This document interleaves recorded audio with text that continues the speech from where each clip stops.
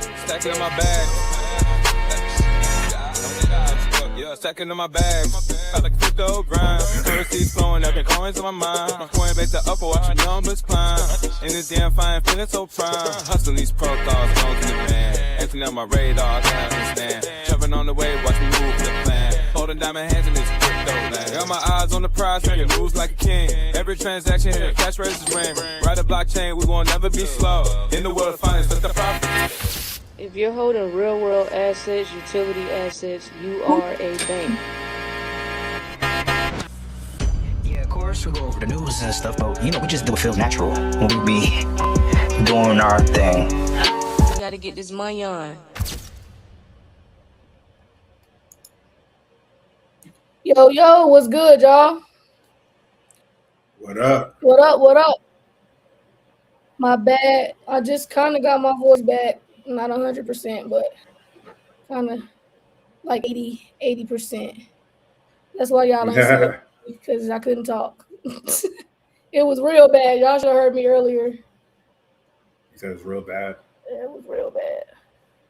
It's all good.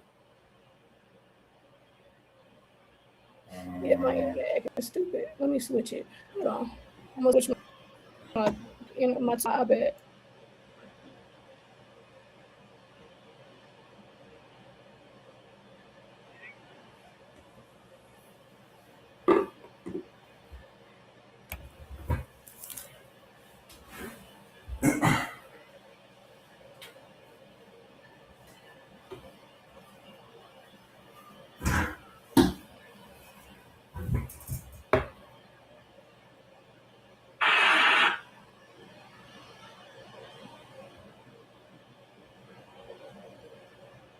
All right, bet.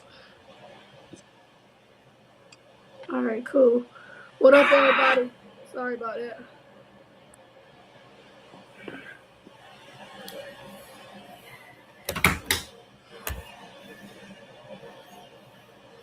Dang, you joker sign me out.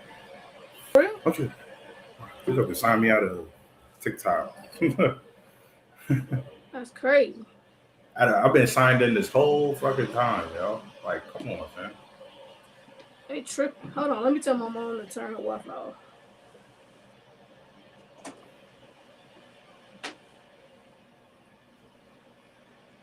Hey, Mom. Turn the Wi-Fi off. I thought I turned it back on for you.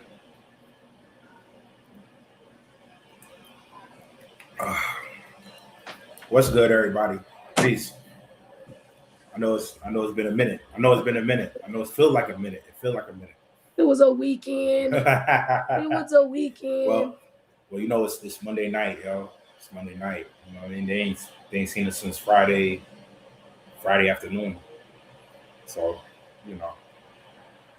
we here though. We in here. But yeah. So y'all, I probably got a good 20-30 minutes before my voice start actually cracking. So it's cracking now, but like cracking bad. So we're gonna get started. It'll be recorded. So yeah, for those that come in late, sorry. So I gotta hurry up for the voice go out. All right, so we got some updates. So we got a couple updates. Nothing too major. It ain't too much going on, truthfully. But hold on. We're gonna talk about Israel. Let's talk about Israel real quick. On the crypto side, not the controversial side. Please keep all opinions to yourself. So Israel crypto industry pushes regulatory changes amid strong public support. So it looks like Israel trying to get their crypto shit together. To me, this is a telltale sign, but you let me know. But yeah, I'll let you get into this article. Okay. All right, so let me pull this up.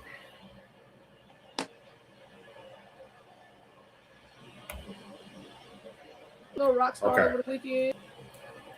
Somebody said Kween party's like a rockstar over the weekend. I party. I lost my trying to hit a 3 in the corner and beat Duke, and I went. because we was down So 13, and I thought we was gonna lose, and then we gained. You know what I'm saying? So I lost my and voice because I celebrated.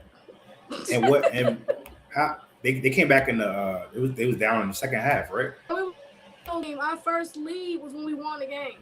That's why I lost my voice. Yeah.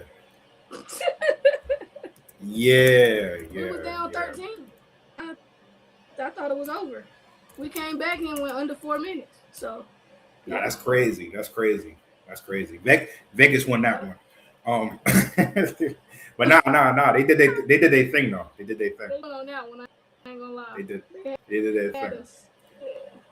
Yeah. So Israel. So basically what happened here is that the KPMG isn't just throwing out hype numbers. So 38.3 billion was added to the GDP by 2035. 70,000 new jobs, and you're talking about 25% of Israelis have used crypto. 20% currently hold digital assets. So this is mass participation that's happening over there. So why 2026 is a defining year is because the timing isn't random.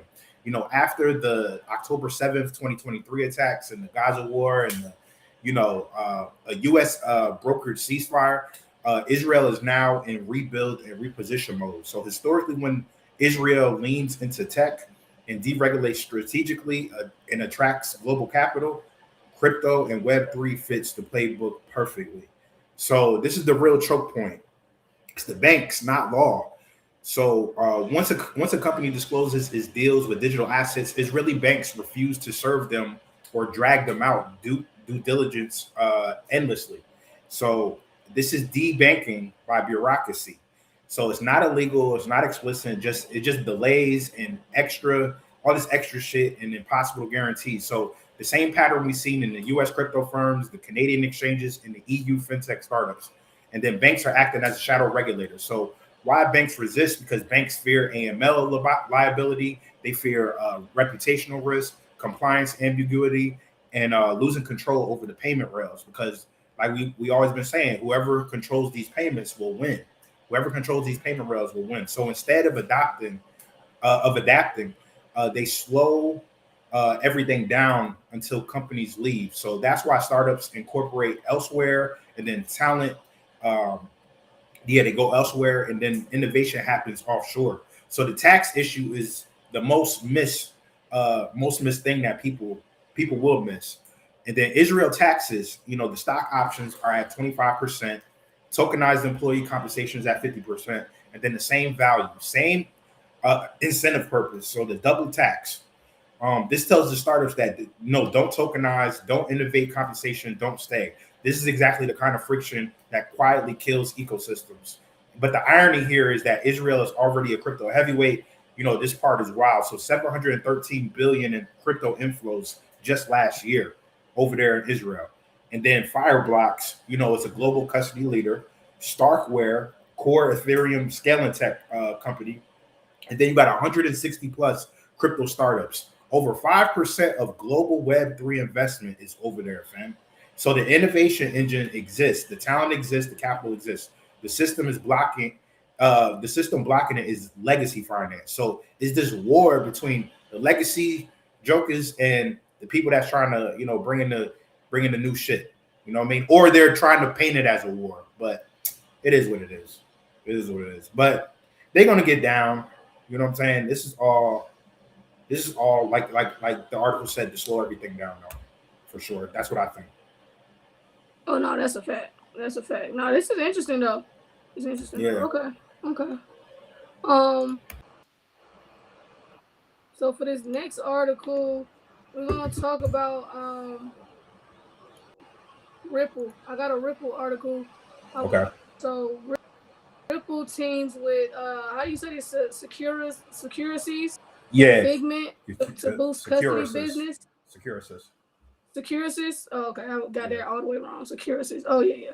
Okay, Securities. So yeah, let's talk about that real quick. Okay, so Ripple. So okay, so this is enhanced security. So this is on the security side. So they have expanded its institutional custody platform by partnering with two major players, so Securities and Figment. So the goal is to make custody services more secure, compliant, and feature-rich for banks, custodians, and regulated enterprises. So it's enhanced security with Securities. So Ripple has teamed with Securities to integrate hardware security module, which is HSM, options into Ripple custody. So HSMs are specialized devices used to generate, store, and protect cryptographic keys, vital for secure custody. So this partnership brings two deployment models. So on-premises HSMs, which is institutions maintain full control over key management, and then cloud-based HSMs. So scalable security without the complexity or cost of traditional setups. So the result is enterprise-grade security that meets both governance and compliance standards across jurisdictions. So yeah, no, this is big for institutional digital asset adoption. It's basically showing that it's maturing because custody was once a blocker. So institutions demand secure, compliant, and scalable custody solutions before allocating capital into digital assets. And then you got regulatory and operational requirements are being built in. So HSMs are integrated governance tools along with institutional risk management practices on essential steps for banks and asset managers. So I'm gonna probably talk a little bit more about it when I get my voice back in a couple of days. But this is actually definitely something we got to discuss a bit more. My voice just not let me. But yeah. Right. But yeah, Right. we're gonna circle back to that one. But I just wanted to kind of put the article out there, that way y'all can venture out on your own and look at it. But yeah, this is a big partnership or integration with Ripple on the security side, because this is major. So security is always important. So Absolutely. what was the other one you sent? I just want to go over that one. Oh, this White House. The White House meeting. Yeah. So let's talk about this real quick. So what's going on with this White House? What's going on with this shit? So basically what happened here is that the big picture is, this is what's the name of the article? Hold on. So the White House meeting could unfreeze the Crypto Clarity Act this week, but crypto rewards likely to be the price. So what are they talking about exactly when they say that?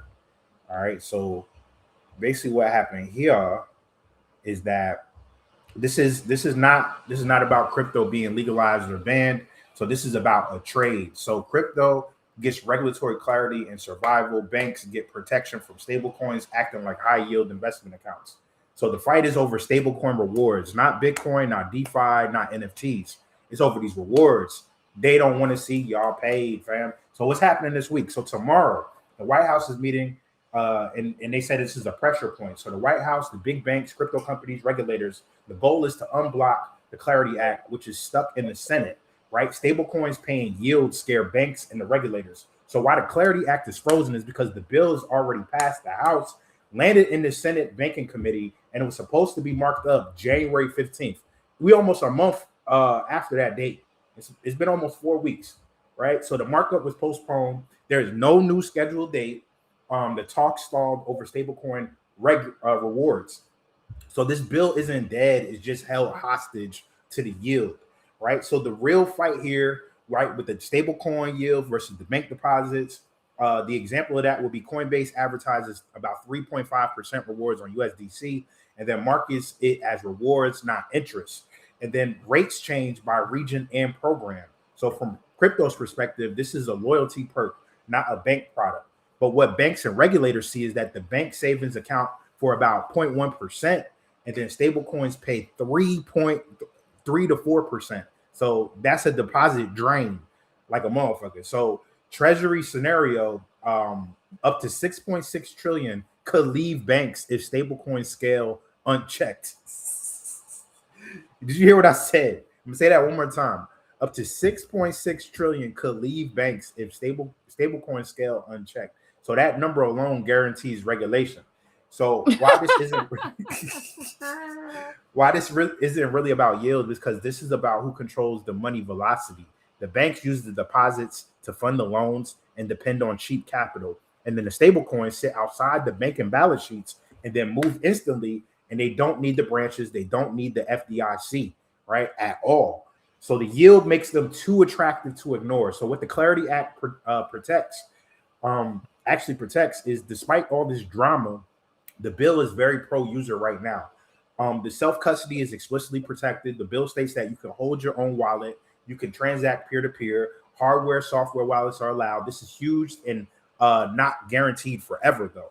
And then they talk about DeFi carves out exists for now. So the House version literally includes decentralized finance activities not subject to this act. So that means DeFi isn't accidentally regulated as a broker. So the scope matters and definition matters. The danger isn't passage, it's revision. So what compromise likely looks like is this article hints strongly at the base case deal. So what survives is rewards that's tied to usage, membership, activity, cards, and payments. And then what gets restricted is passive APY for just holding these stable coins. So in other words, stable coins become payment rails, not savings accounts.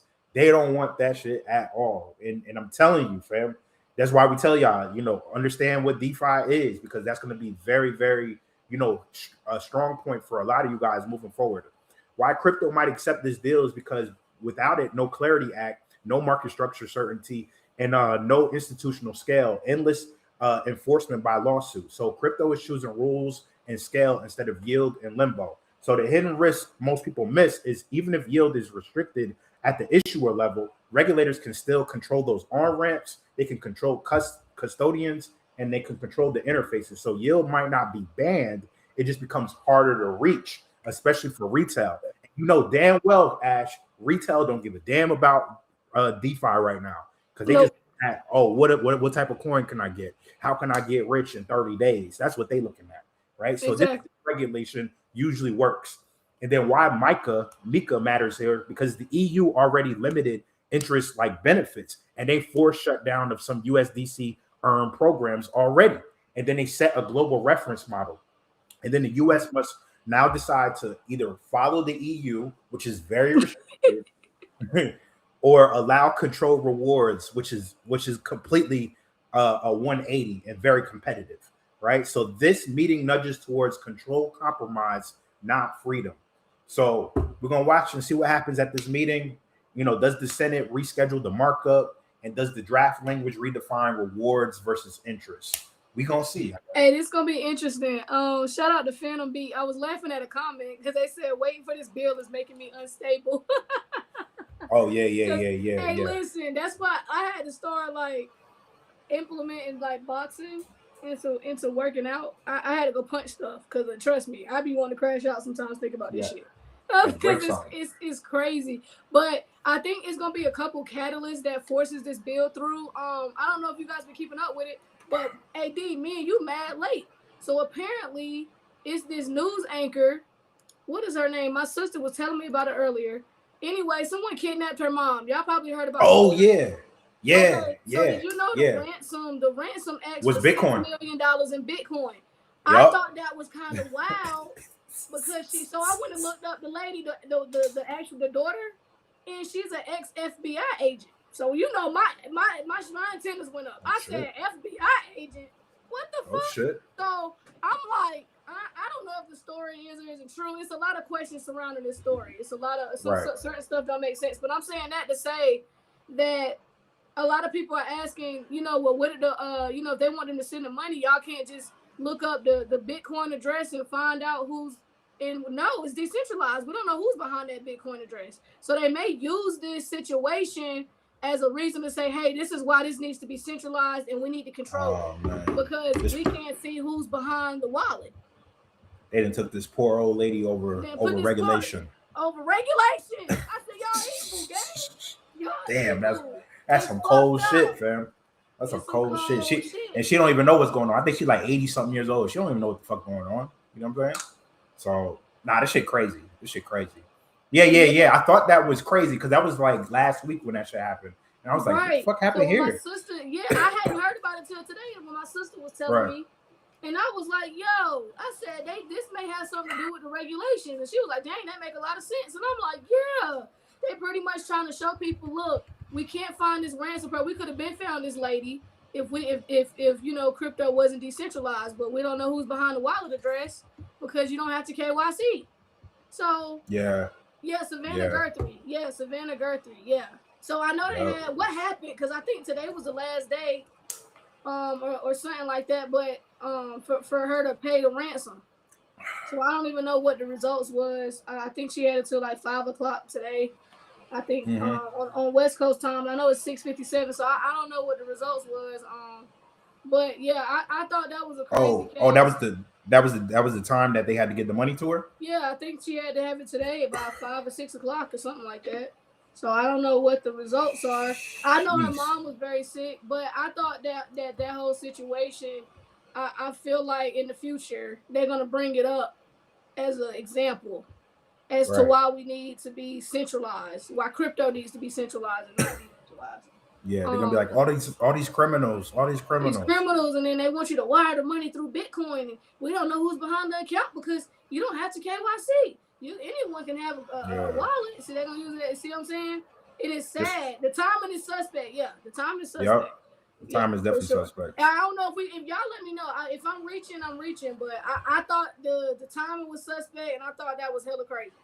Because I'm like, y'all want $6 million, and y'all want them to send it through Bitcoin at the same time that we sitting here trying to get these bills passed, and Congress is quote unquote going back and forth about these regulations, and then this happens. Come on now. And this is a very known news anchor. Like, she's the one that does the Macy's parade and all that shit every year. She's been doing it since the year I was born. She's been doing it 30 years. So I'm like, nah, this. I ain't know she worked for the FBI though. I ain't know she. Yeah, when I looked her up, she's an ex-FBI agent. So I said, oh no, she ain't with them people. It's just a little suspect. It look a little. It's something a little off about the situation. I ain't gonna lie. But just a little bit. Yeah, yeah. We got to get this bill done. Though. We got to get this bill done. They got to get this Clarity Act passed.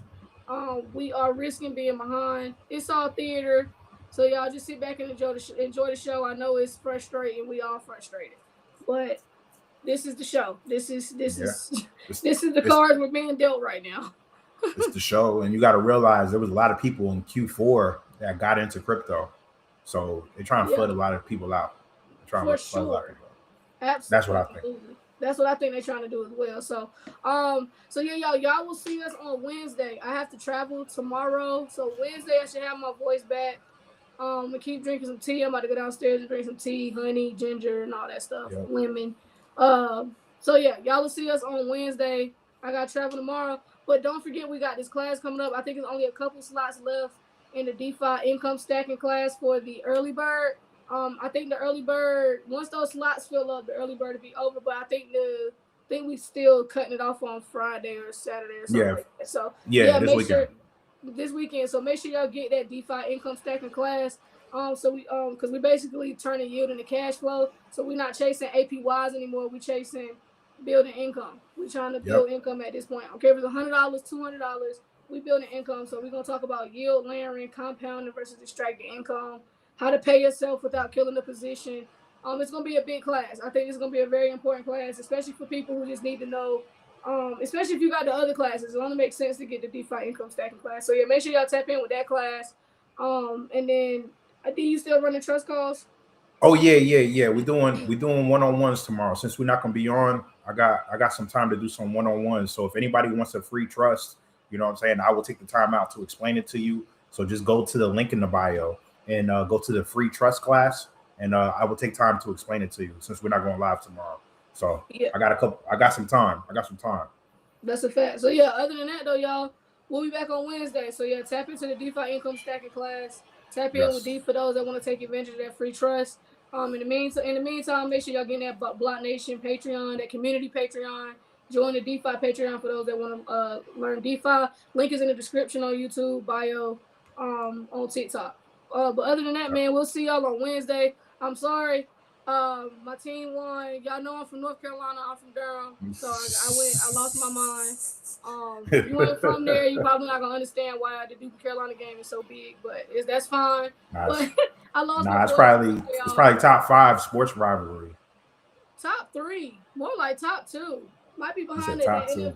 Yeah, top 2. Top 2 or 3. Duke versus UNC? Yes. Yeah, yes. It's up there. I would say it's up there. Yeah. That game keeps our economy going. So yeah, it's a pretty big game. Yeah. No, So, no, yeah, no, my- no. It's just. It does that game. They factored that game into the budget. I'm telling you, that Yeah. game. Like, so, but we got the dub though. We got the dub. But man, appreciate y'all tapping in. Sorry about today. But we'll be back Wednesday. I should be good. I should be on better Wi-Fi. I'm going to my sister's house. So yeah, we should be straight. Oh, So yeah, y'all. Appreciate y'all. We'll see y'all on Wednesday. All right. All right, Peace. y'all.